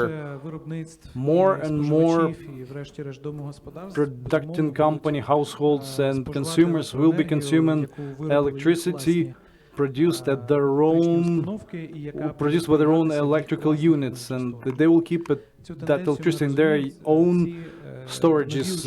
Well, we are well aware of that tendency. Those new market participants called prosumers their numbers growing in Ukraine now, and definitely the issue, if the number of them will grow fast, it depends which is cheaper. Is it cheaper to be hooked to the centralized grid and consume gigawatt hours produced by the big units, big companies, or set up one's own generating units and store the electricity and reduce the cost per unit? So the transformation that we're talking about, the increase of flexibility, the decentralization, switching to more decarbonized system will happen faster than we all think it will. For example, in 2016, the energy mix consisted of 1% of the renewable sources. Now the number is 7%. It has happened because of the traditional generation, and currently Ukraine, and few people speak about it, but you have to be aware of that. More than 80% of on the days like today, more than 80% of the electricity in Ukraine is generated from clean sources of energy containing no CO2, making no emissions into the air, I mean CO2, and we are leading countries, not only in the Eastern Europe, but in Europe as a whole and in the world, I would say. So that's why this transit in Ukraine is happening very fast, and I think that we've got to get adjusted, we have to adjust the regulatory framework and legislative conditions in order to be able to catch up with the trend. And by 2030, I think that Ukrenergo is making a long-term forecast. This is our task. We have to say what our vision will be in 10 years' time. That's our task. And we, being a conservative organization, we say that the decarbonization will be taking place, but the reality may be greater than what we expect it to be, and it will all happen for the sake of the consumer. The transformation. This is my final question, because we have to wrap up. But tell me, dear colleagues in Kyiv and Sergey in Energodar, are there any questions from the journalists? We may have enough time to answer one question from a journalist in Kyiv and one from a journalist in Energodar. Maxim, Maxim, question to you. UBN Ukraine Business News. We're talking about generation. We speak many good things about this green generation and use these fancy words, but many companies are interested in, they have already been investing in such projects. Such batteries can last for 10 to 12 years, can't they? But how much profitable it is to invest in such projects? If in 10 years these batteries have to be replaced or recycled, and you're now investing this money, and of course you're encouraged by the profits, aren't you? And the second question is, yes, we know we have a lot of lithium in Ukraine that is used for producing those batteries. Is DTEK planning to actually produce lithium, to mine it, and use it to produce batteries here domestically? Thank you very much for this question. Like my colleagues just said, one of the objectives to scale up this project is to follow and pursue one of the chosen business models. So far, it doesn't pay back, so it's important now to find the right balance from the economic standpoint and regulatory environment. But the studies that we've done, and our people were trying to actually study the storage systems and how they affect the power grids. They say that in scaling up such projects and building 1,500 megawatts of capacity similar to this that we built today will reduce generally the price for the kilowatt hour in the system, because we are competing with ourselves. Because now the reserves are provided by the thermal power plants. So the available systems will help us to actually keep the thermal power plants less busy. And that's the most expensive generation, isn't it? I mean, thermal. So for consumers, it's going to be a big advantage, as well as for the power grid too. There's an opinion of different countries where the system already works, but we were one of the first ones. So to say that this segment works and it's alive and it's economically feasible, it's too early to say that. But I want to remind you that with solar, we also started same way, 20 to 25 years ago. It was a heavily subsidized business, but we were testing the technology, testing the business models, and there you go, we have it today. And the whole world is saying that, yes, we have solar generation. From the standpoint of lithium, it is not our business, and not part of it even. We haven't yet planned to produce batteries, but you never know what's going to happen next. We're quite an open company in all our areas. We're quite open to innovations. And indeed, Ukraine has substantial deposits of lithium. That's true. Maybe together with our colleagues that we have implemented a similar project with, we'll think about it. This is a second business project as launched within our discussion. Now, Energodar. Serhiy, I ask for your assistance. Do we have questions in Energodar? Colleagues? Yes, Anna. I see that we have a question in the auditorium. Your question, please. Greetings. My name is Valeria, and here's my question. What are your plans for the future construction? Will there be some development, some new systems? Please explain who. My name is Valeria. Just a general question from general audience. Okay, could you repeat your question, please? What are your plans for the future? Will you be building more of such systems, and where would they be introduced? Where will be installed? Answer from Energodar. As it was already mentioned, we are considering an opportunity to scale up this project. For this, we need to have the approval that the technology that we have installed today is up and running, it's working, and plus there is market for it, and there is proper regulatory environment for it. Regarding what Vladimir just said in terms of the 10 years of prospects, but sometimes we believe that we need at least 2.5 gigawatt hours of balancing capacity. So the market is there, but whether the market is ready to produce sufficient yields enough to invest into it, I couldn't say it is already there. So over this year, we're going to test the system. Hopefully, the regulatory environment will change, and we will be considering an opportunity to scale up the project. So far, we will actually try to test the technology and discuss this with our partners. Our next project that we're now discussing with our partners to build a 50 megawatt storage facility for the power grid of Ukraine combined. Thank you. This is answer from DTEK. And I go back to Kiev with last question for today. We were able to discuss all aspects related to energy sector and all related areas of economy. I want to discuss possible outcomes, introducing energy storage for different aspects of life. If we try to generalize right now this question for everyone, just for 10-20 seconds, the driver of what social changes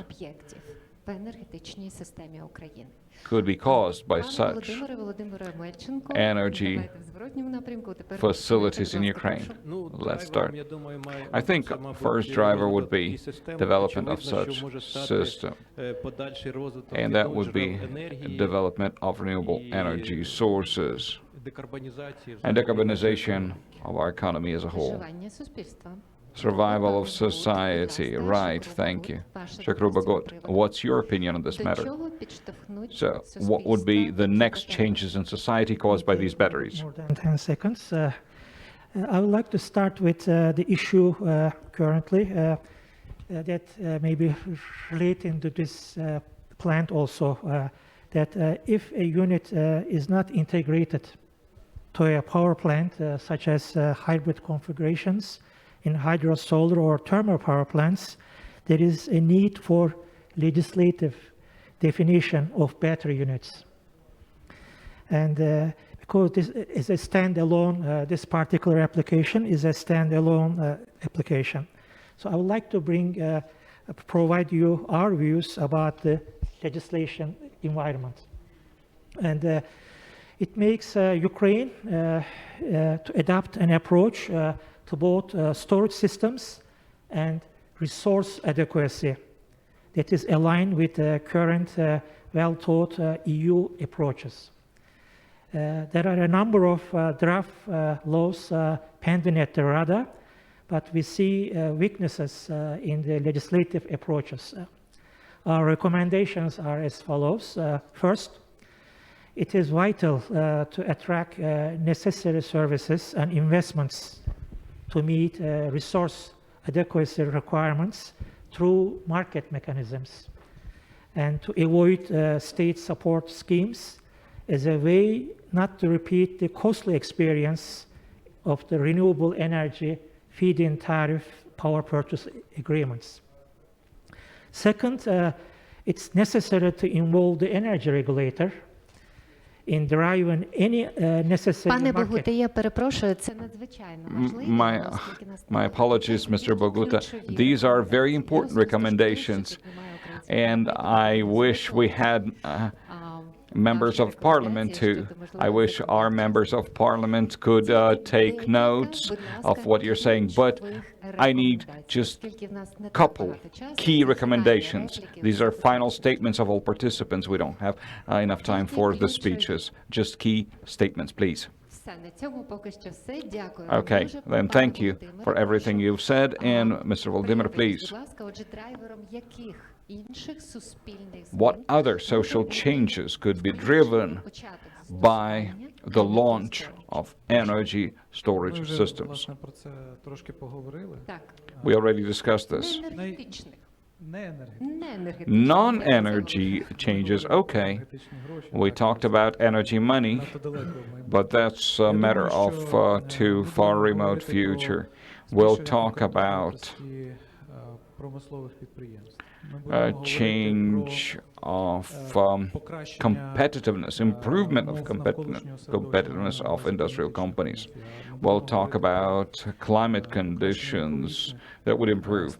We'll talk about improvement of environmental standards and standards of energy efficiency that are widely understood. We'll talk about energy efficiency of production, energy efficiency of housing sector. We'll talk about new market participants, prosumers, as we discussed. So this transformation will touch everyone, and it will make all countries richer. And here Ukraine needs to take its natural leading position in this transformation. So I hope, just like our country was among pioneers of developing electricity, we need to be at the natural leadership position in energy storage. Thank you. Dmytro Kovalenko, your position, your opinion, what would be other change?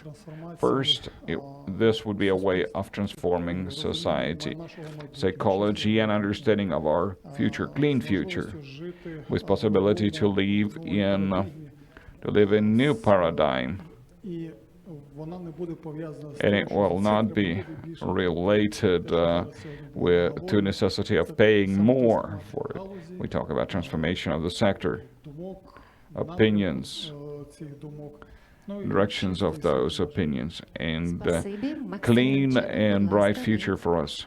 Maxim, in my opinion, this will lead to the fact that electricity will become dominating energy source, main energy source for us. If we have learned to store electricity and have access to it almost always, that will help us remove all fossil fuels, like electric cars are replacing cars on fossil fuel. The rest of economy could be rebuilt to consume electricity in the future with clean energy that is produced from renewable sources. And Maxim Timchenko. I absolutely agree with everything that our colleagues have just said. I believe that the energy storage system that hopefully will be scaled up will give the new impetus to green and renewable generation, and this is going to be another incentive to our movement towards the European Union.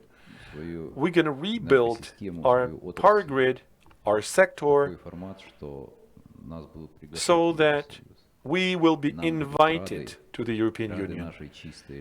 They will be happy about our clean, green energy, and each and every Ukrainian will feel that the transformations that we've done in the energy sector and economic sector and in life will make us closer to membership in the European family. Thank you all. Thank you. And we have begun with the thought of Vyshyvanka, the embroidered shirt date. And we need to change the code of our nation. So we rebuilt the code of Ukrainian energy reality. We start with 1 megawatt. Thank you very much. And I hope this step has huge future.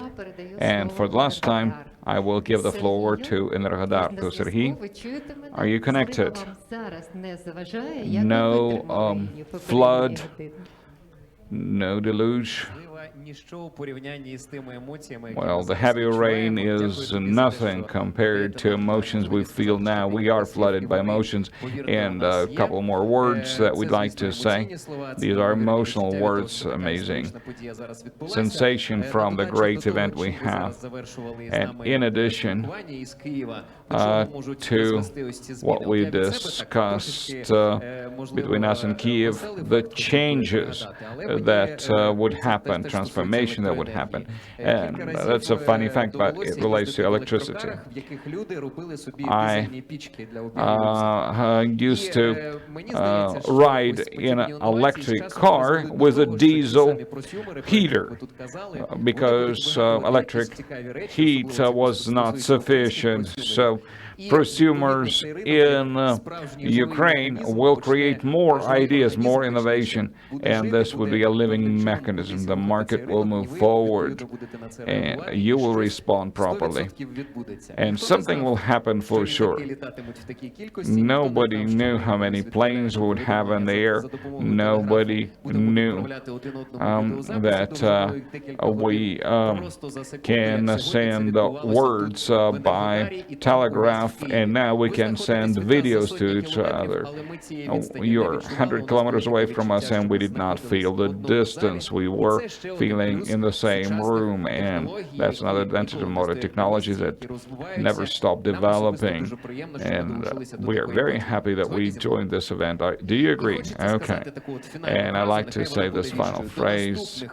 Until our next meeting at next launches of energy storage facilities. Thank you, Serhiy. It's a joy to see you, to hear you, and greetings to Energodar. And I will say, in Kiev, at our home, and in Energodar at our home. So I thank all participants of our today's first Energy Storage Day. For those who watched us remotely from afar, thank you very much for your participation, for your attention to this event. And I really hope that after a short period of time, this day of energy storage or energy storage systems will be a normal thing for us. It will be the norm of our new transformed life, of higher quality, more conscious life, and more energetic life. Therefore, I will allow myself to conclude with these words. Until we see each other again at the next Energy Storage Day. Goodbye.